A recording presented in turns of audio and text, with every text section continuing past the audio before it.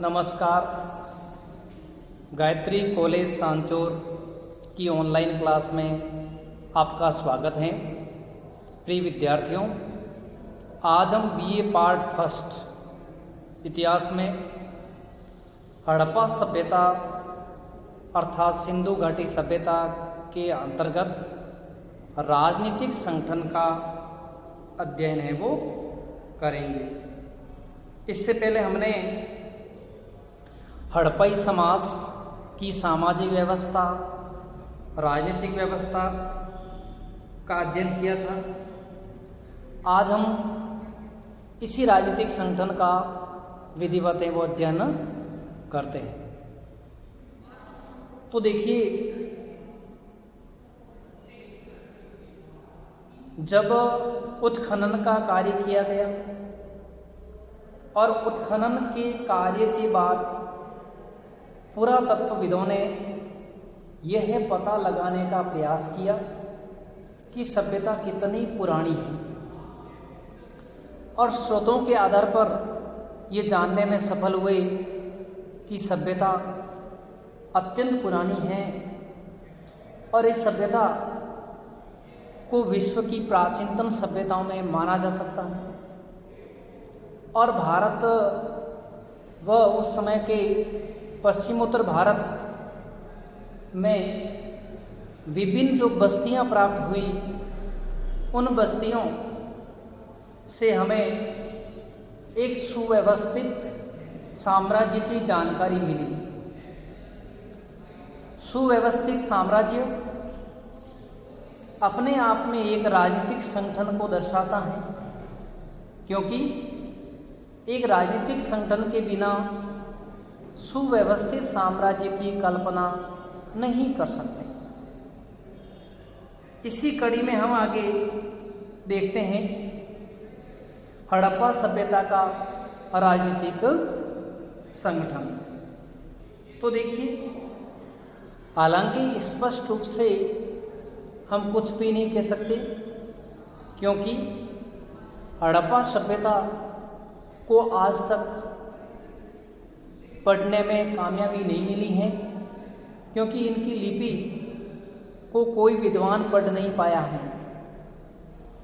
इसलिए हमें केवल स्रोतों और साक्ष्यों के आधार पर ही इसकी जानकारी प्राप्त करनी होगी। तो देखिए, हम सबसे पहले बात करते हैं हड़प्पा सभ्यता की शासन प्रणाली के बारे में।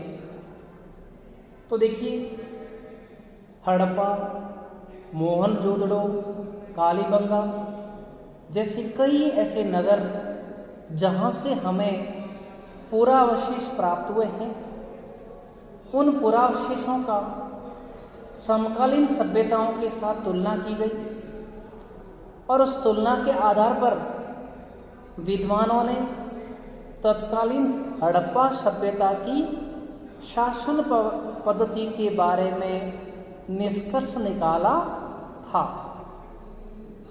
हालांकि इस निष्कर्ष के बारे में अलग अलग विद्वान अलग अलग मत प्रदान करते हैं, लेकिन ये माना जा सकता है कि हड़प्पा सभ्यता का संचालन एक राजनीतिक संगठन की भांति होता होगा, चाहे वो जनतंत्रात्मक रही हो या राजतंत्रात्मक रही हो। तो सभी विद्वान इस बात से सहमत हैं कि हड़प्पा सभ्यता शांति मूलक सभ्यता थी, अर्थात इस सभ्यता के जो लोग थे वे शांति प्रिय थे, शांति में विश्वास करते थे, उन्हें युद्ध से प्रेम नहीं था, उनमें युयुत्सा की भावनाएं वो नहीं रही होगी। और इसके साथ विद्वान इस बात पर भी सहमत हैं कि तत्कालीन समाज में सभी स्तर अथवा वर्ग के लोग निवास करते थे। विद्वान हंटर महोदय ने कहा है कि मोहनजोदड़ो का शासन राजतंत्रात्मक न होकर जनतंत्रात्मक था। किसने कहा? हंटर महोदय। हंटर महोदय कहते हैं कि मोहनजोदड़ो का शासन राजतंत्रात्मक न होकर कैसा था, जनतंत्रात्मक। जनतंत्रात्मक का अर्थ होता है जनता का शासन। सत्ता किसी एक राजा के हाथ में केंद्रित नहीं थी, वरन जनता के प्रतिनिधियों के हाथ में जनता थी। इस मत को मानने वाले हैं हंटर महोदय, जो हड़प्पा सभ्यता के मोहनजोदड़ो नगर के आधार पर इसे जनतंत्रात्मक सभ्यता मानते हैं। इसके बाद अगर अपन बात करें तो मैके महोदय का मत है। मैके महोदय बताते हैं कि हड़प्पा सभ्यता का शासन एक प्रतिनिधि शासक के हाथ में था। एक प्रतिनिधि का मतलब है जनता का चुना हुआ व्यक्ति, और उसके हाथ में था। जबकि पुरातत्वविद व्हीलर महोदय बताते हैं कि हड़प्पा और मोहनजोदड़ो के शासक सुमेर और अक्कड़ के पुरोहित राजाओं तथा उनके प्रतिनिधियों के समान थे।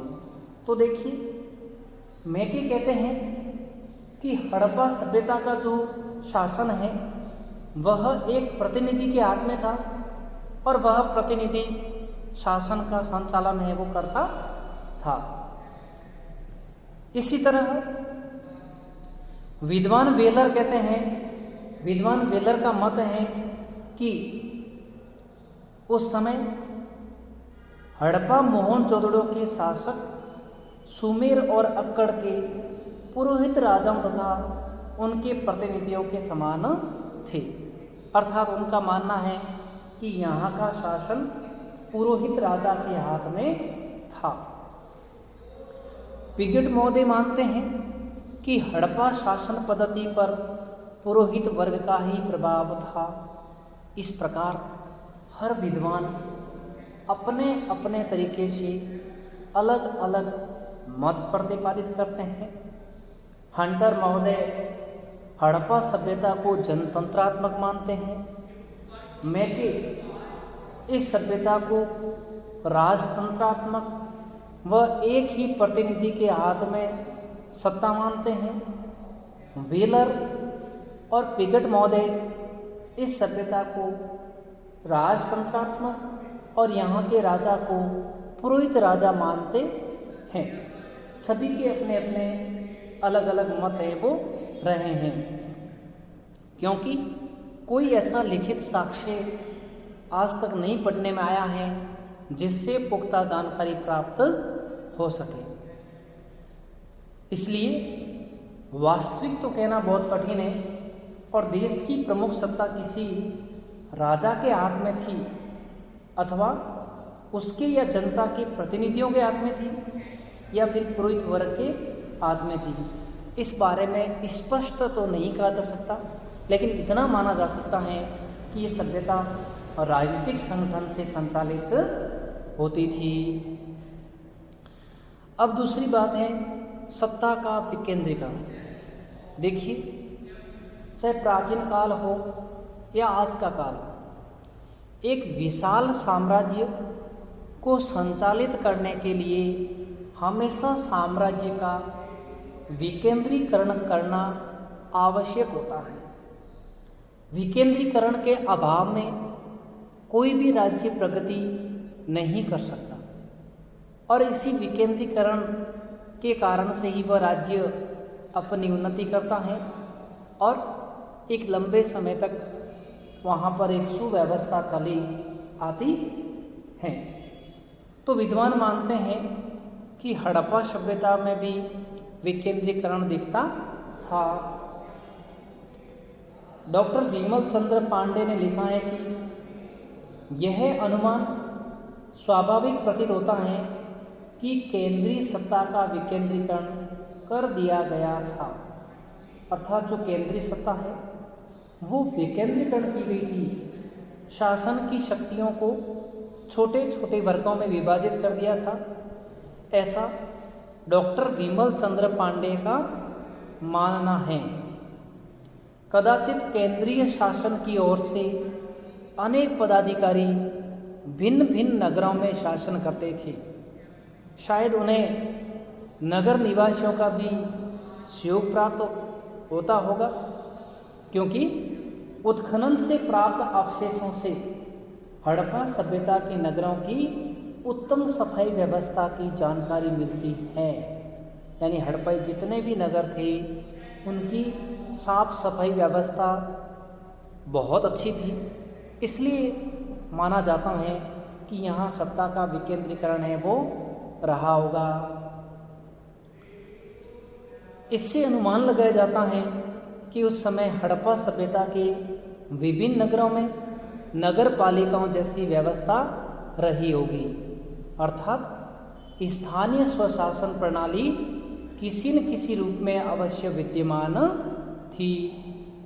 गंदे अथवा दूषित जल निकासी के लिए बनी नालियों को संरक्षित एवं साफ रखने, स्थान स्थान पर कूड़ा एकत्र करने के लिए मिट्टी के बने हुए घड़ों और पीपों को रखने तथा उस संग्रहित कूड़े को नगर से बाहर फेंकवाने, सड़कों, पुलों, नहरों, सार्वजनिक भवनों के निर्माण और उनकी मरम्मत करने, व्यक्तिगत मकानों के आकार प्रकार, खिड़कियों, नालियों आदि की दिशा पर नियंत्रण रखने, श्रम, मूल्य, लाभ, माप, तोल आदि सार्वजनिक विषयों को भी नियम के अनुकूल रखने इत्यादि के लिए उस समय के नगरों में नगर पालिका के समान कोई न कोई संस्था जरूर रही होगी।